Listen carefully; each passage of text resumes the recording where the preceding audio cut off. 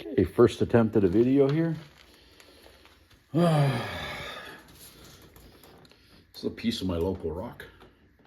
This stuff is more white on the outside, but it's nice and black on the inside. It's not like the stuff that I'm picking up out of the creek that is black on the outside, which looks like that. So I think these are two different materials. These ones apparently come from the pit up top, and this one is washed down the mountain in the creek.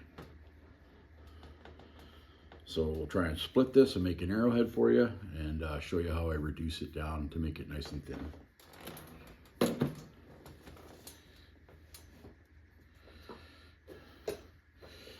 Got my glove on because this stuff is razor sharp. It will cut you. So what I'm doing is I'm looking for flat spots that I can smack a platform and then drive a flake. So I want to drive a flake across. I want to take this chunk out when I hit it here.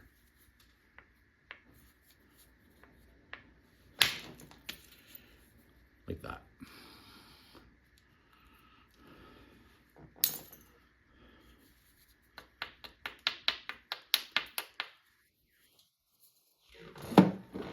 This leg pad. So now I'm going to hit it right here. I'm going to try to split this cobble in half. I'm not sure if it'll work out exactly as I wanted, but that's what I'm trying to do.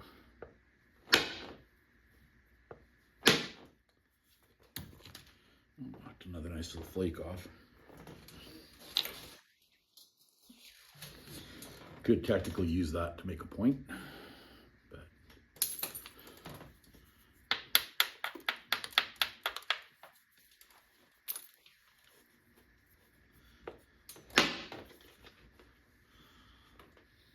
there. So now I'll start to thin this out.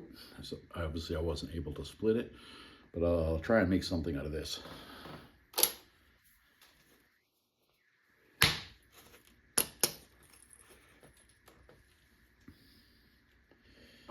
Razor sharp.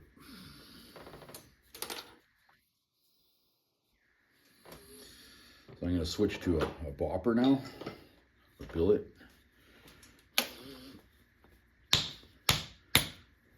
See, just knocking some flakes off this. So what I'm going to want to do now is I want to take this shoulder, move it up so that I can flip it over like this and smoke it here, and it should take this big chunk off right here.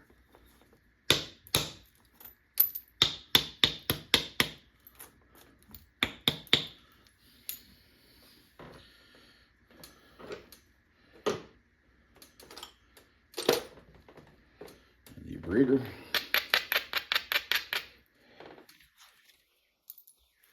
Okay, so I'm gonna get a larger billet just to knock the, because I want that energy into the stone.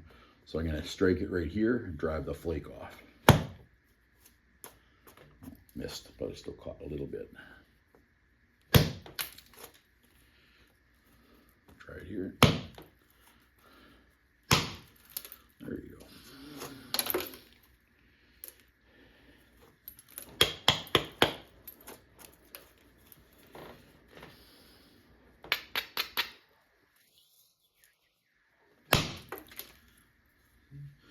Nice thinning flake.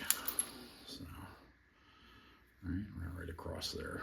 So now I'll try to take one from this side, coming up, following this ridge, and then I'll start working the ridges.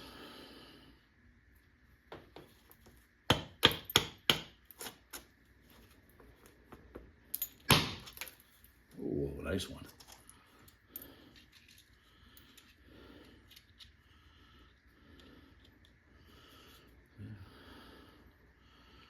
So that piece was right there. That's where I knocked it off of. Now it's not nowhere near as thick.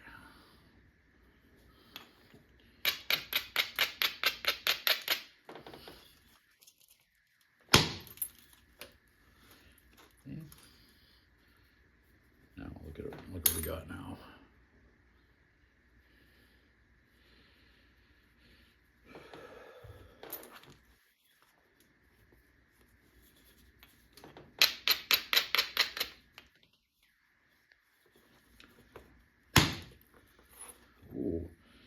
That's going to make a nice point out of that one.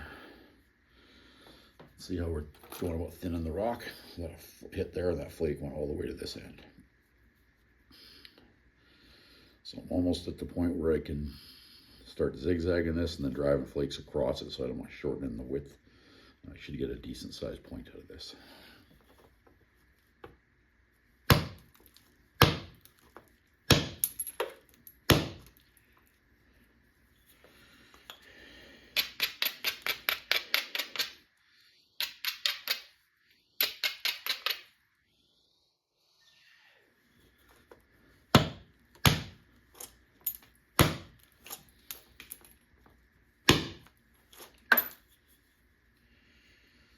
Switch boppers, go from the larger one to a smaller one. So when you're making your point, you want to thin your ends first, and then your middle, because if you thin your middle first, when you hit on the end, the vibration in the material causes the snap right in the middle.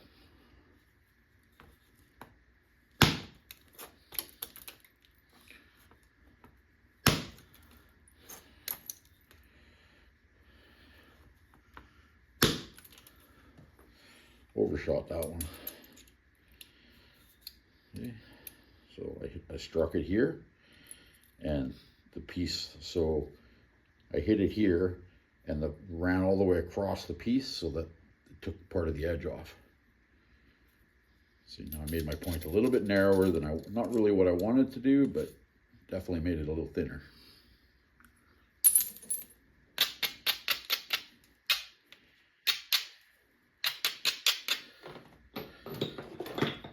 Down to the next side bopper down.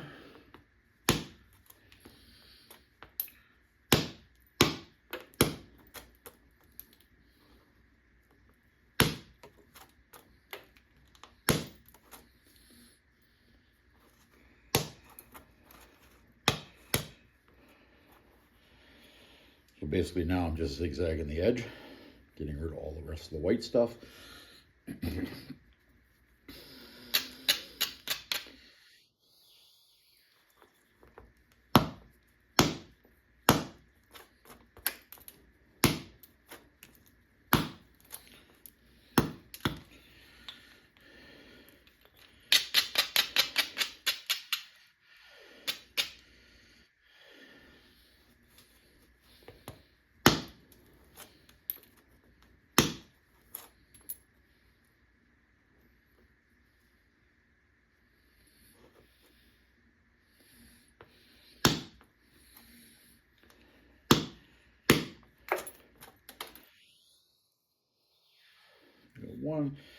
One thick spot right here, we're about 3/8 of an inch thick. So if I can clean this edge up and then dry this hump off, that'll get rid of that.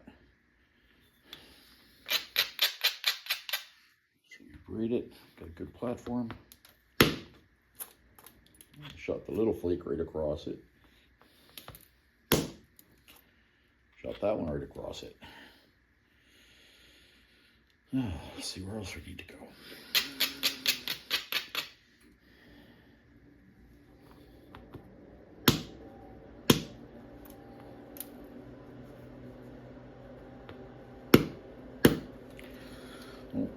Not strong enough of a platform there, and I crushed that shoulder instead of hitting it and releasing this flake off.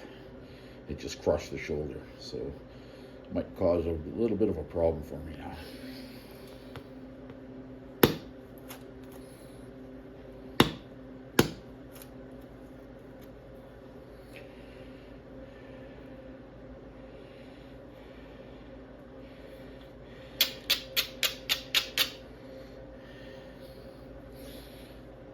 You always want to try to avoid, unless you're trying to flute it, you want to try to avoid striking here when it starts getting too thin, because it will cause your flake will either run like you want it to, or it'll do the total opposite. It'll run and then dive into the material and then cut your point in half.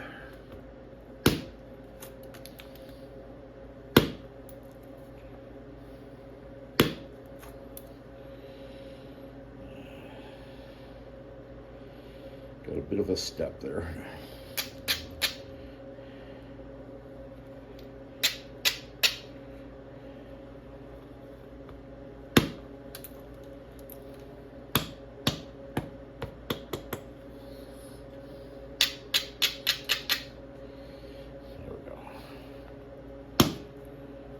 thought that was a nice flake.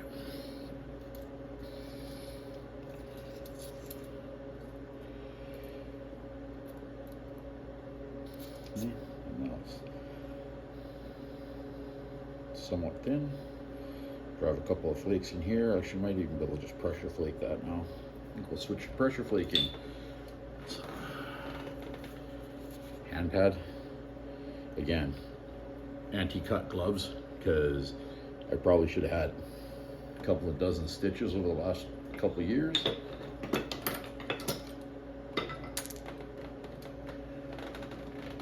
There's the pressure flaker.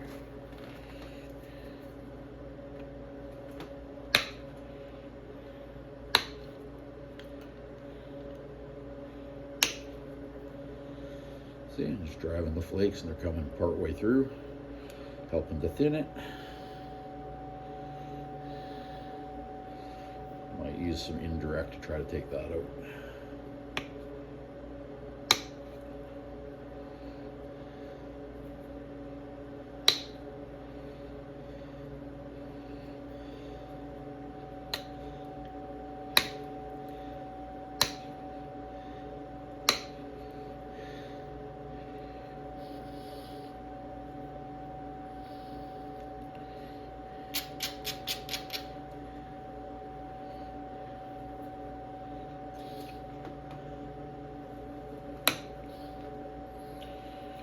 That almost took that flake ran in there and almost took all that garbage off.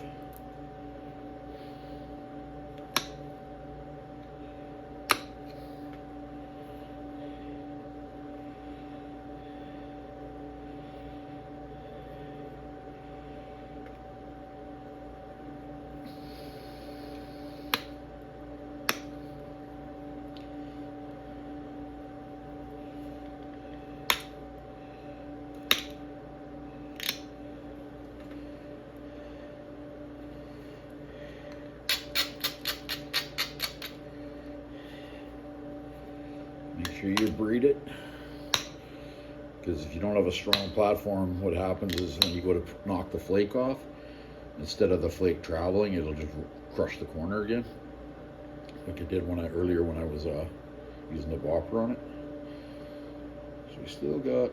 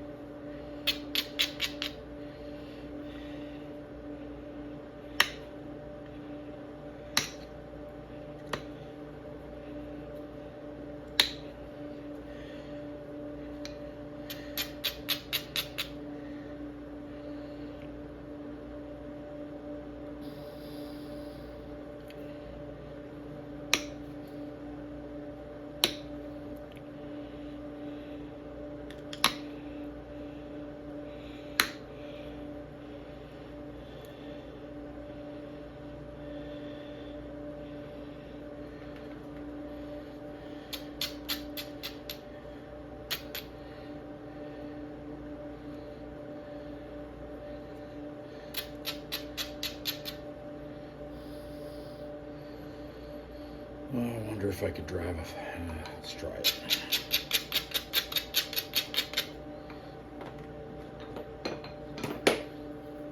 Okay, I'm going to try to hit this. I want to take this flake off. So I'm going to try to.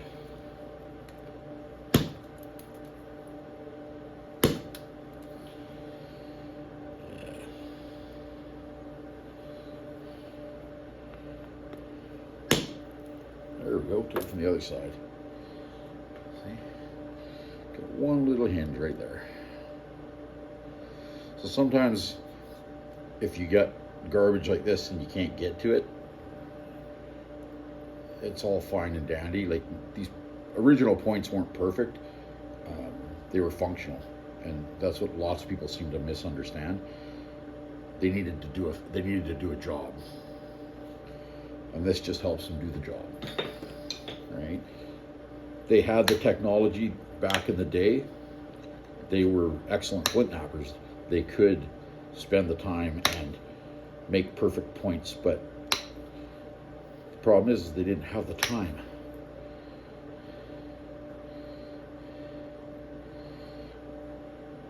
So there's our preform. We are sitting about a 1/4 inch thick. I have a tape measure here.